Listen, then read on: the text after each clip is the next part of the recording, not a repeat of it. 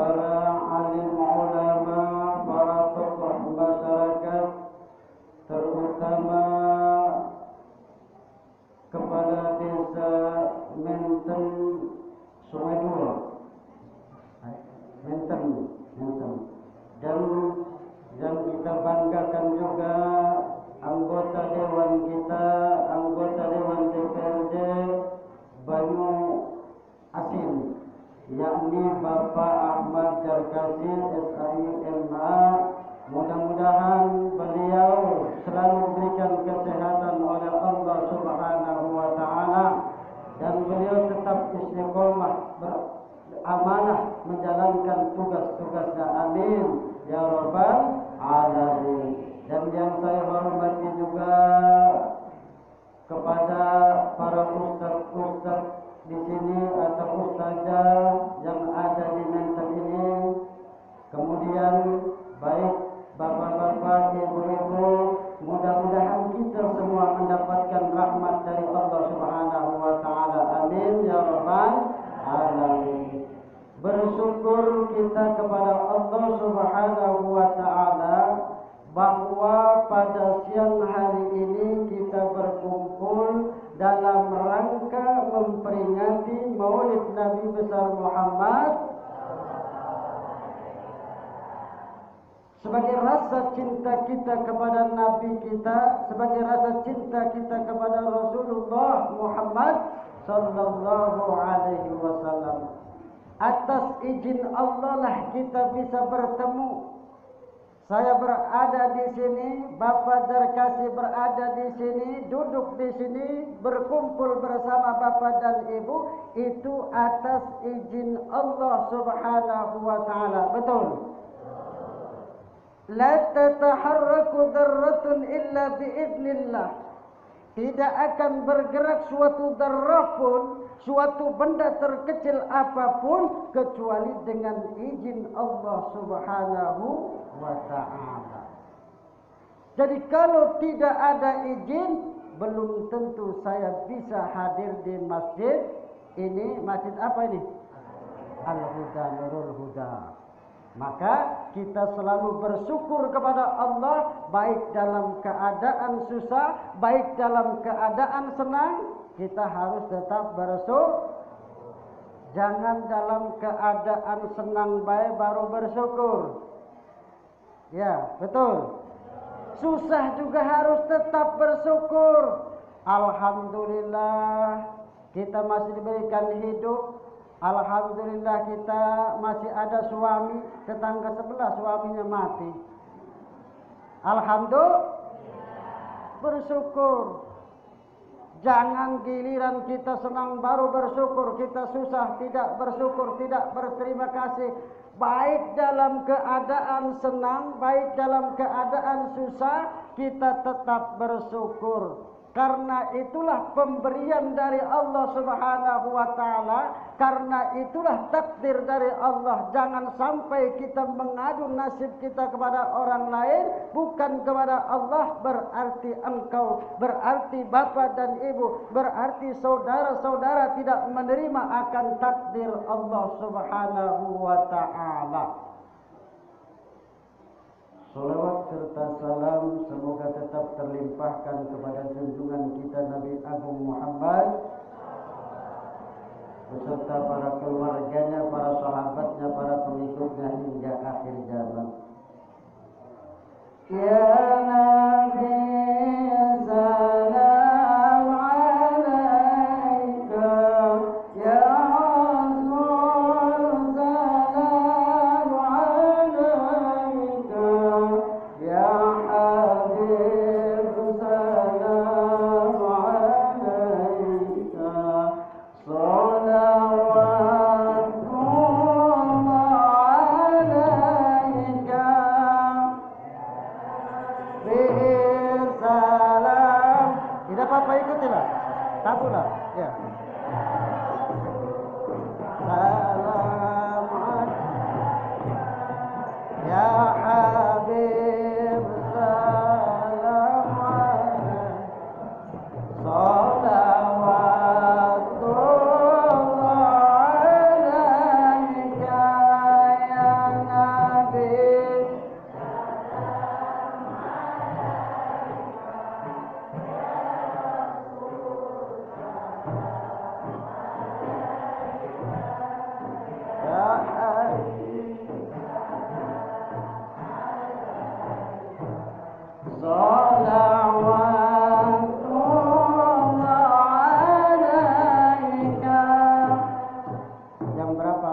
waktu masuk asar jam berapa? Jam 3 lewat apa sebelum? Jam 3 lewat. Insya Allah kita selesai sebelum asar, ya insya Allah. Setuju?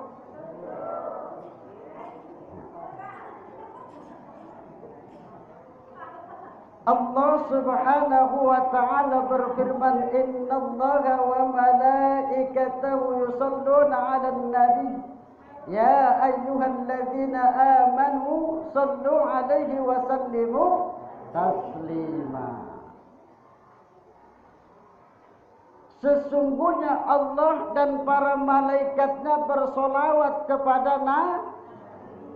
Hai orang-orang yang beriman, bersolawatlah kalian dan ucapkan uluk salam-salam penghormatan kepada Nabi. Makanya kita bersolawat kemudian mengucapkan salam kepada Nabi itu disampaikan selawat kita, disampaikan salam kita kepada Nabi. Bapak-bapak, ibu-ibu bersolawat kepada Nabi, mengucapkan salam kepada Nabi. Ya Nabi salam alaika, ya Rasul salam alaika. Itu disampaikan oleh malaikat Jibril kepada Nabi kita bahwa si fulan telah mengucapkan salam kepada Muhammad, bahwa si fulan telah mengucapkan solawat kepada Muhammad. Disampaikan. Maka kita sebagai umat Muhammad ini, maka perbanyaklah kita membaca solawat. Kenapa? Karena dengan membaca solawat Allah akan melimpahkan rahmatnya kepada kita. Ini keuntungan membaca solawat. Satu kali kita membaca solawat, Allah balas 10 kali. Allahumma salli ala Sayyidina Muhammad wa ala alihi Sayyidina Muhammad. Terserah nak solawat yang mana. Apakah solawat nariyah, Allahumma salli salatan kamilatan wa sallim salaman.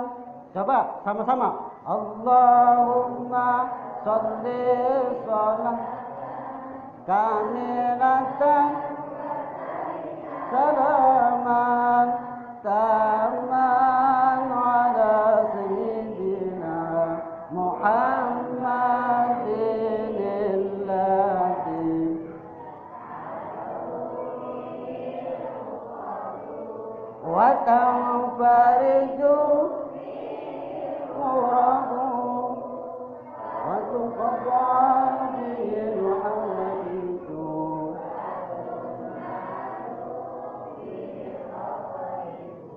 wa husnul wa yustasqar dhamamu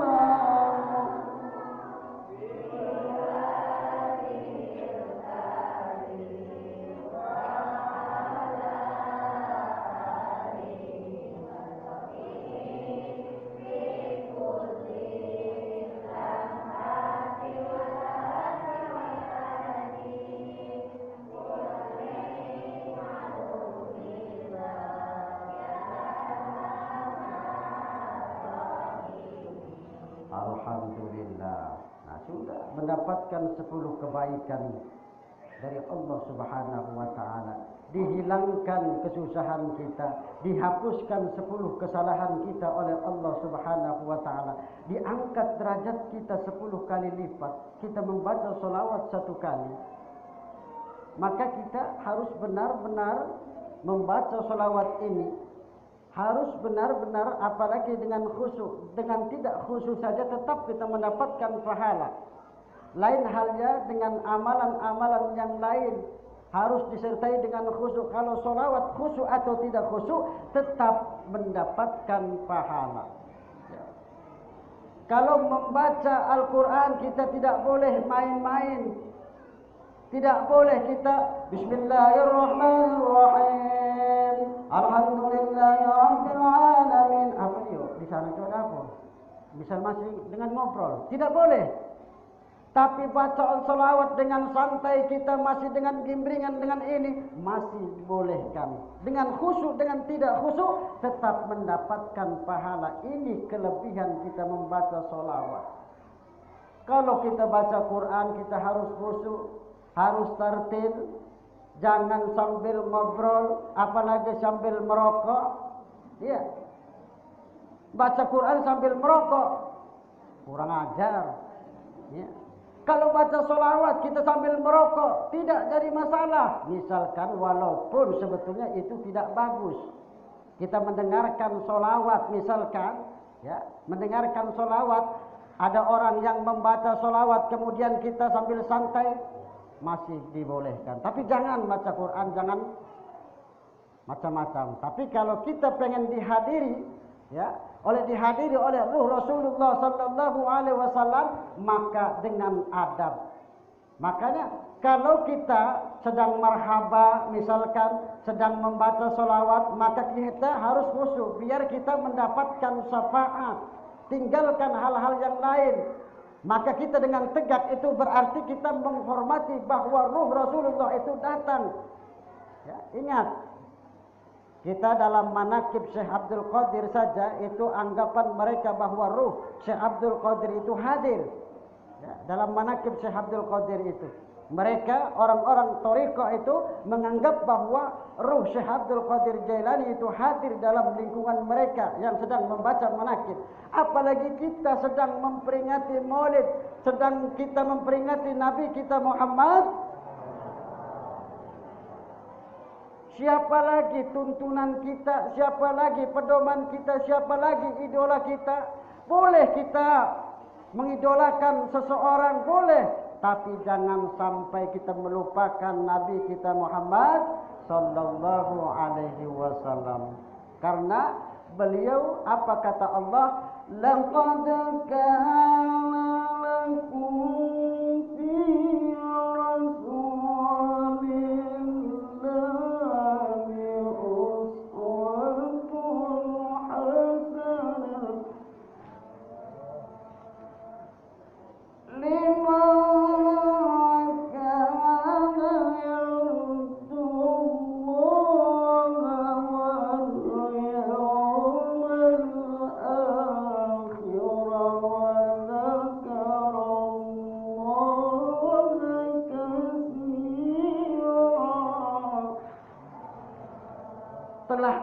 pada diri Rasul itu suri tauladan, contoh yang baik, contoh bagi kita umatnya. Kalau kita jadi pemimpin, contohlah Muhammad. Kalau kita berumah tangga, contohlah kehidupan Muhammad. Kalau kita jadi panglima perang, contohlah Muhammad. Kalau kita menjadi bawahan, misalkan, contoh juga. Apa? Karena sudah ada pada diri Rasulullah itu contoh bagi kita manusia. Jadi pemimpin, contoh kepemimpinan Muhammad harus amanah. Harus bisa dipercaya. Makanya wajib bagi tiap Rasul dan Nabi itu mempunyai sifat yang wajibnya adalah 4. Apa yang pertama? Siddiq. Yang kedua? Amanah. Yang ketiga tabligh. Yang keempat fatonah. Siddiq artinya jujur, benar. Siddiq. Amanah bisa dipercaya. Tabligh menyampaikan. Ya, menyampaikan apa yang dari Allah Subhanahu wa taala disampaikan. Misalkan seorang ulama, seorang ustadz dia menyampaikan, memberikan dakwah, menyampaikan kepada orang lain, tetapi yang berhak memberikan hidayah itu hanyalah Allah. Kata Rasul, bu'istu wa da'iyan wa muballighan, aku diutus untuk menyampaikan, tetapi yang berhak memberikan hidayah itu hanyalah Allah Subhanahu wa ta'ala. Misalkan ibu-ibu punya suami tidak galak sholat, tidak mau sholat. Ada sini suami tidak galak sholat, Bu? Ada tak? Kate? Alhamdulillah. Sholat galau berarti. Nah, ingatkan suami harus sholat.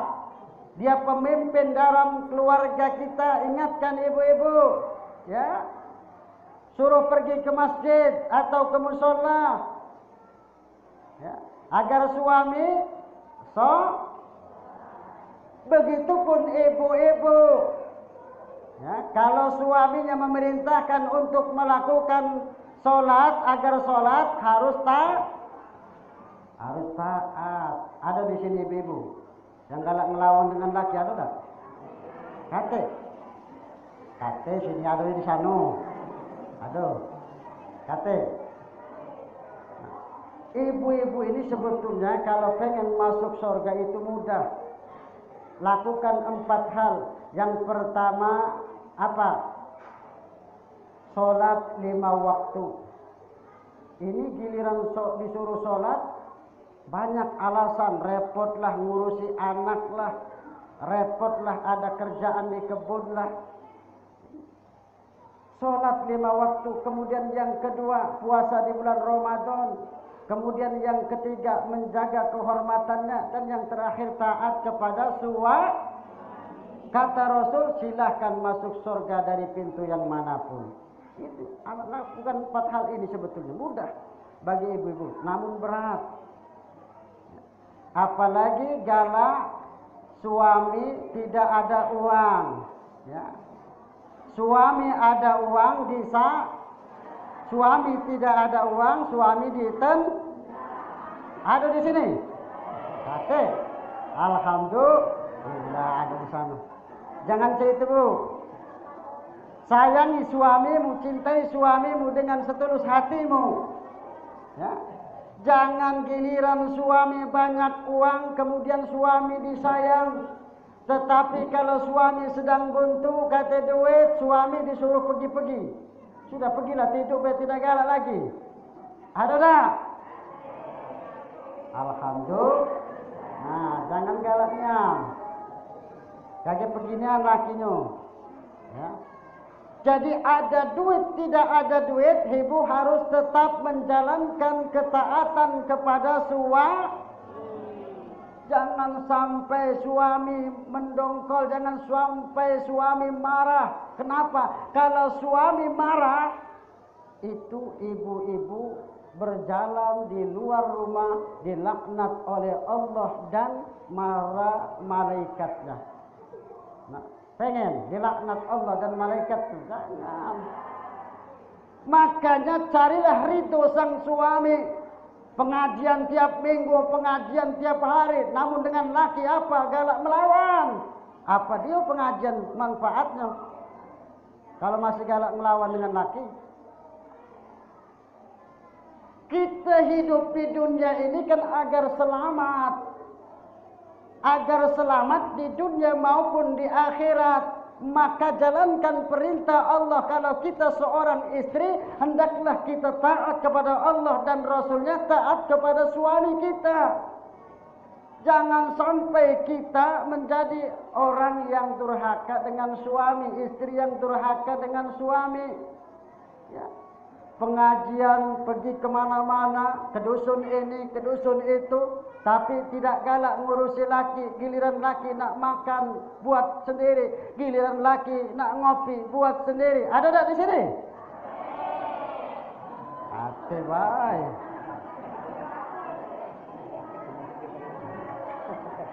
Alhamdulillah.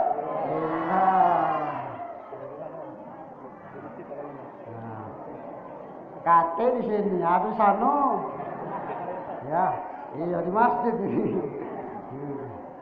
Nah, begitupun suami harus bertanggung jawab. Jangan mentang-mentang istri.